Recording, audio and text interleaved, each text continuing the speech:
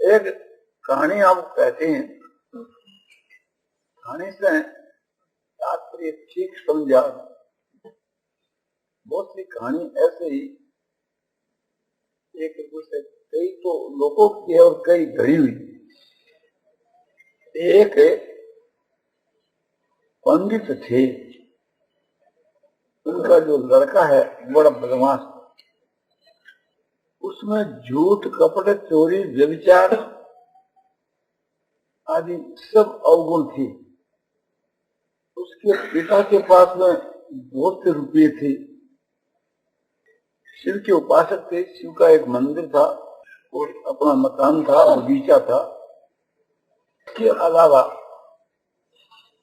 उसके पास में 1 लाख रुपए केस थे और जगह जमीन स्टाक इत्यादि ये जो अलग हो सके 1 लाख का स्टेट। उसने सोचा कि तेरे मरने पर ये तेरा लड़का तेरे धन को बर्बाद कर देगा, तो ये पात्र नहीं है, किंतु जगह जमीन और ये संपत्ति है ये तो रहेगी, इसको तो बेच नहीं सकते हैं, किंतु 1 लाख रुपया निगत जो केस है वो इस लड़के को नहीं देना। उसने उन रुपयों को गुप्त लड़के के बुरे आचरणों को देख करके सदा ही दुखी रहता, मरने लगा तब रोने लगा। लड़का बोला, पिताजी रोते क्यों? तो तेरे में जो दुर्गुण दुराचार है इसको देख करके मैं रोता हूं कि ये मेरी जो संपत्ति है इसको ये नष्ट कर देगा। तो लड़के ने कहा कि ये मेरे स्वभाव का दोष है, ये तो मेरे से दूर होना मुश्किल है, किंतु एक बात कोई आप बतला दो तो उसको मैं काम में लेने के लिए चेष्टा करूंगा। तो उसको एक मंत्र सिखला दिया। बोले, तुम जब स्नान करो तो इसका रोज 1 दफा पाठ कर लिया करो, कोई महात्मा तुम्हारे को इसका सच्चा अर्थ बतलाने वाला मिल जाएगा तो संसारिक तुम्हारी दरिद्रता नष्ट हो जाए। तो उसको वो सिखला दिया और वो खूब कंठस्थ कर लिया। उस मंत्र का अभिप्राय यह था कि मेरे लड़के में दुराचार बहुत है, ये सदाचारी बन जाए तो मेरा जो गुप्त धन है इसको महात्मा पुरुष बतला दे। मैंने 1 लाख रुपये शिव के मंदिर की जो गुंबज है उसमें रखे, चैत शुक्ल पक्ष प्रतिमा की दिन की 12 बजे। उसका जो भैंस है ये जब पात्र बने तभी महात्मा इसको समझा, नहीं तो नहीं। ये उसका अर्थ। उस रोज पाठ किया तब इस प्रकार से कि स्नान करने के वक्त ऐसा पाठ कर ले, पिता मर गया। मरने के बाद वो पाठ करता ही रहा। उसकी जो संपत्ति है वो प्राय सब नष्ट हो गई, मंदिर को छोड़ दिया। तो जुआ खेला करता था, सट्टा फाटका करता था, उसमें बर्बाद। पहले वो चोरी, जारी, व्यभिचार, हिंसा, भक्षा भक्ष ये सभी उसकी बुरी आदतें थी, किंतु जब रुपये सब समाप्त हो गए तो अब ये काम कितने बंद हो गया। मांस खाना, मदरा पीना, व्यभिचार करना, जुआ खेलना। क्यों? जुआ तो कोई जुआरी लोग तो पैसा हो तो जुआ खेले, ये जगह किसका? वो बहुत दुखी हो, न उसको उधार मिलता है न उसको भीख ही मिलती है मांगने पर। उस दुख से वो दुखी होकर के रो रहा था। स्नान किया, स्नान करके वो समय के अनुसार उस श्लोक का पाठ किया। एक अच्छे महात्मा विद्वान उसे को सुनकर के समझ गया इसके तात्पर्य। उसने कहा कि तुम ये जो पाठ करता है इसका क्या मतलब है? तो मतलब ये है कि मेरे पिताजी जब मरे तो उन्होंने कहा कि इस श्लोक का तुम सदा पाठ करना, इस श्लोक से तुम्हारी दरिद्रता दूर हो जाएगी। किंतु होगी तभी कि जब तुम दुराचारों को छोड़ोगे तो कोई महात्मा तुम्हारे को इसका तत्व रहस्य समझा देगा। इसके तत्व रहस्य को तुम समझे नहीं, समझे इसके अर्थ को तो समझ, अर्थ तो यही है। इसका सार जो मैं आपको बतला रहा हूं, तुम्हारे पिता के पास में रुपये थे, वो रुपये तो हम समझा करते थे कि 1,00,000 रुपये निकट, मरने के समय तुम्हारे को दिया नहीं, बोले दिया नहीं, बतलाया नहीं, बोले बतलाया नहीं, पता नहीं क्या। उसने कहा कि उसका मुझको पता है। महात्मा कहता है कि मुझको पता है उसका। तो महाराज फिर आप बतला दो। बोले तुम्हारे पिता की ये आज्ञा है, ये लड़का जब पात्र हुए दुराचार को छोड़ दे तब बतलाना। तुम इसका क्या अर्थ समझे? बोले मैं तो इसका ये अर्थ समझा कि हमारे एक शिव जी का मंदिर है, उसकी जो गुंबद है उसमें पिताजी ने लाख रुपए रखे, ये समझ करके हमने उस गुंबद को तोड़ाया, किंतु उसमें एक पाई भी नहीं मिली। तो फिर वो गुंबद फिर वैसा का वैसे ही बना। बोले अच्छा क्या, यदि गुंबद में नहीं होता और उसका ये अर्थ ठीक होता तब तो उसके रहस्य तत्व समझने की क्या आवश्यकता रहती।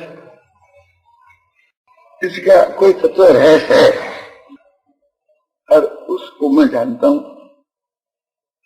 तो चरणों में गिर गया कि महाराज जब आप जानते हो तो बड़ा दुखी हूं, मेरे सिर पर ऋण भी हो गया और संपत्ति तो सब नष्ट हो ही। ये मंदिर जो है पिताजी इसका ट्रस्ट बना गए और इसको धर्मार्थ से कर गए। हम धर्मार्थ होता है मंदिर, बस यही बचा है जिसका मेरे पास कोई उपाय नहीं और कोई संपत्ति भी नहीं, न मुझको कोई भीख मिलती है और न ऋण मिलता है। मारा पिता बड़ा दुखी हूं।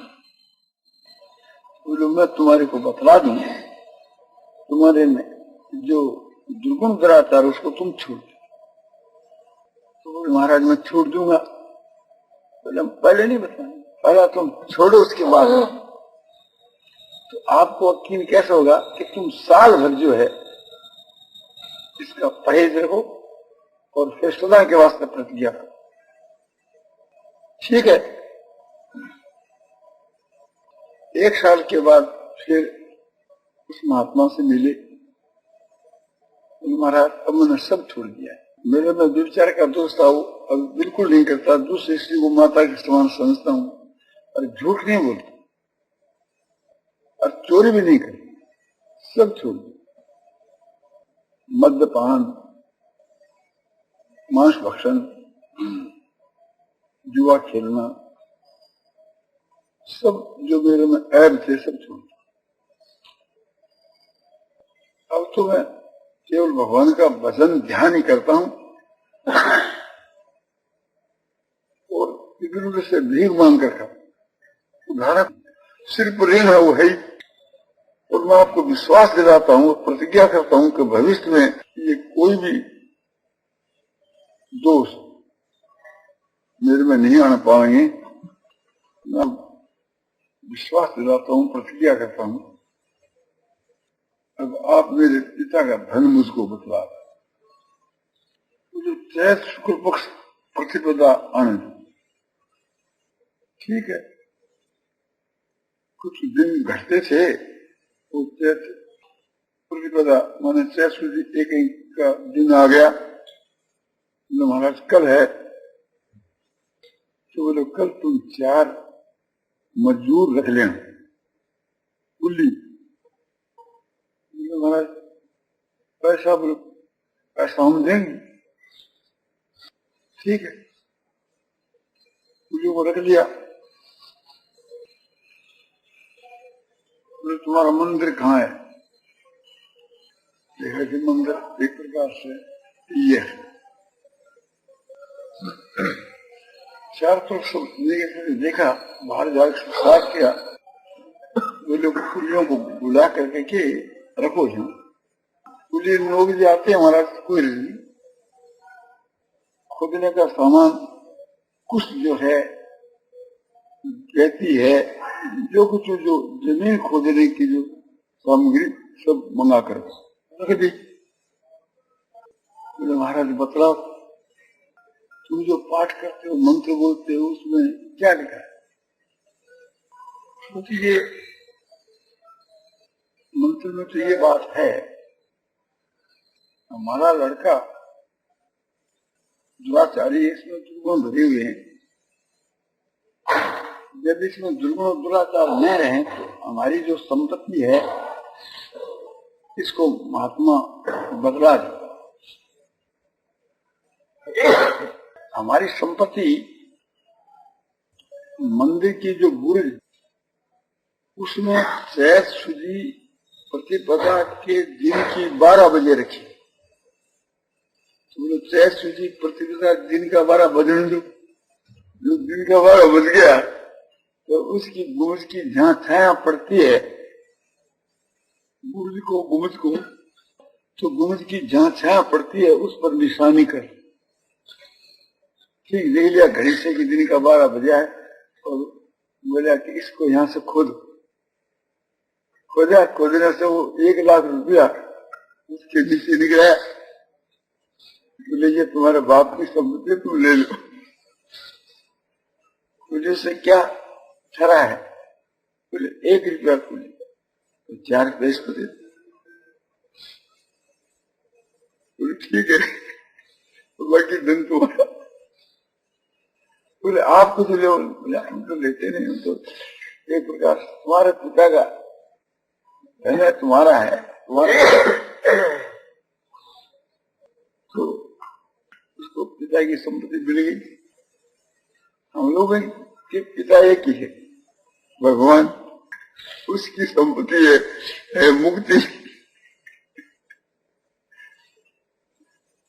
और वो ऐसी चीज है, ये जो लौकिक स्वराज है वो तो एक को ही मिल सकता है। हमारे जो परमपिता परमात्मा की संपत्ति है वो सबको युवराज पद मिल सकती है। वो इसी प्रकार की जो पदवी है, परमात्मा की प्राप्ति को, मुक्ति को, सबको वो चीज मिल सकती है।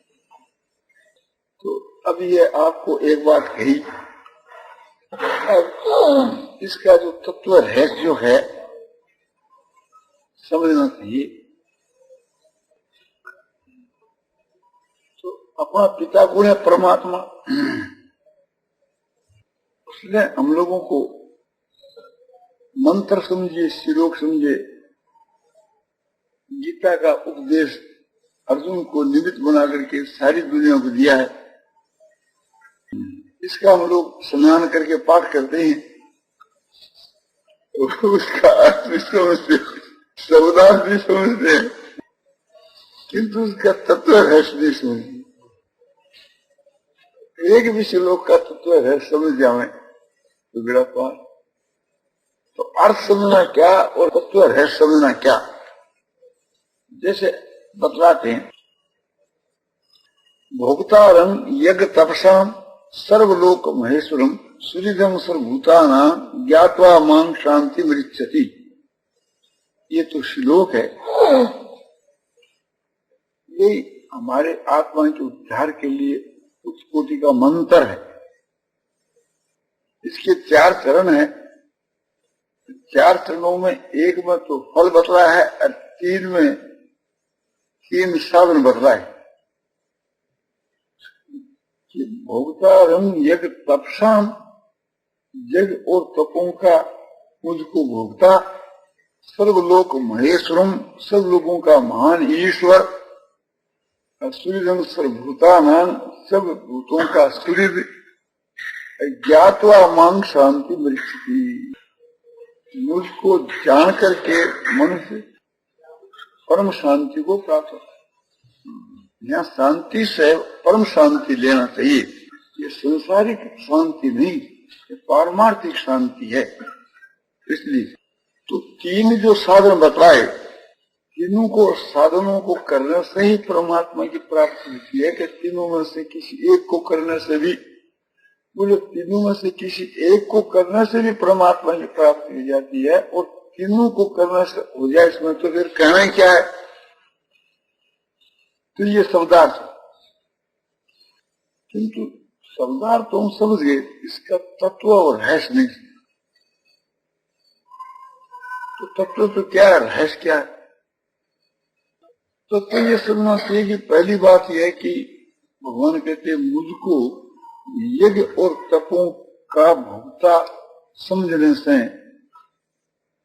मनुष्य शांति को प्राप्त होता है। भोक्तारम यज्ञ तपसाम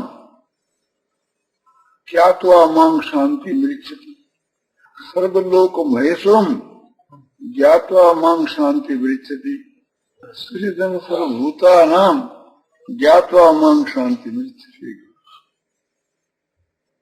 यज्ञ और तपों का मुझको भोक्ता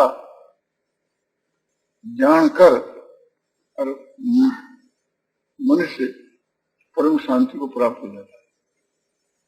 सब लोगों का महेश्वर मुझको जानकर मनुष्य परम शांति को प्राप्त हो जाता है।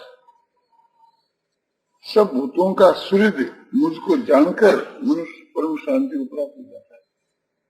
तो यज्ञ और तपों का भोक्ता, इसका अभिप्राय क्या, इसका तात्विक अर्थ क्या है? संसार के में लोग जो यज्ञ करते हैं उन सब का भोक्ता मैं हूं। जितने प्रकार के संसार में यज्ञ हैं, कोई आदमी अग्नि के बीच के में आहुति देता है तो भगवान कहते हैं कि मैं बनकर के आहुति ग्रहण करता हूं। अग्नि में दी आहुति मैं, भगवान कहते हैं इसका भोगता हूं, मैं खाता हूं। पितरों को जो पिंड देते हैं, जल देते हैं, श्राद्ध करते हैं, तो मैं पितर रूप से खाने वाला हूं। आए हुए अतिथि को जो भोजन कराते हैं, जिसको मनुष्य कहते हैं, तो उस अतिथि के रूप के मैं भोजन करता हूं।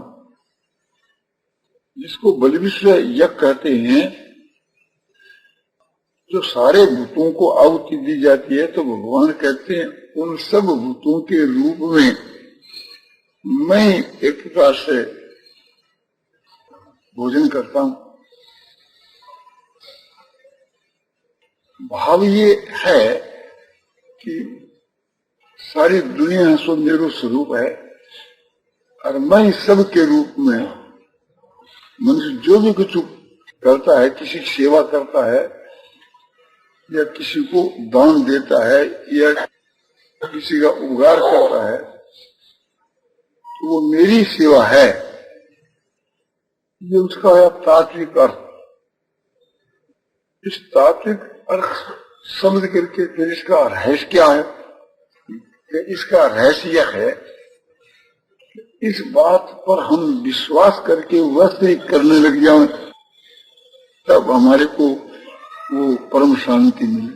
कोई हमारे घर के ऊपर अतिथि आ गए तो उसको साक्षात भगवान समझ करके उसकी हम सेवा करने लग जाए, और भगवान के मिलने से जैसी प्रसन्नता, शांति, आनंद होता है, वैसे ही हमारे को होना चाहिए। यदि गीता को हम सत्य मानते हैं, विश्वास करते हैं, तो ऐसा ही हमको समझना चाहिए। हम रास्ते चलते हैं, कहीं कोई वृक्ष आ गया तो प्रभु आप यहाँ वृक्ष का रूप धारण करके बैठे हो, ऐसा मन में करें। और जो जल ढालें कि जैसे पीपल का वृक्ष है, बर का वृक्ष है, तुलसी का वृक्ष है, आंवले का वृक्ष है, हमारे शास्त्रों में बताया तो ये साक्षात भगवान के स्वरूप है। गीता भी कहती है अश्वत्थ वृक्षाणाम, सारे वृक्षों में अश्वत्थ वृक्ष है। सुन विशेष रूप से कहती है बात, और सामान्य भाव से तो कहती है कि सब मेरे स्वरूप है। तो हमको तो ये समझना चाहिए सभी भगवान के स्वरूप हैं।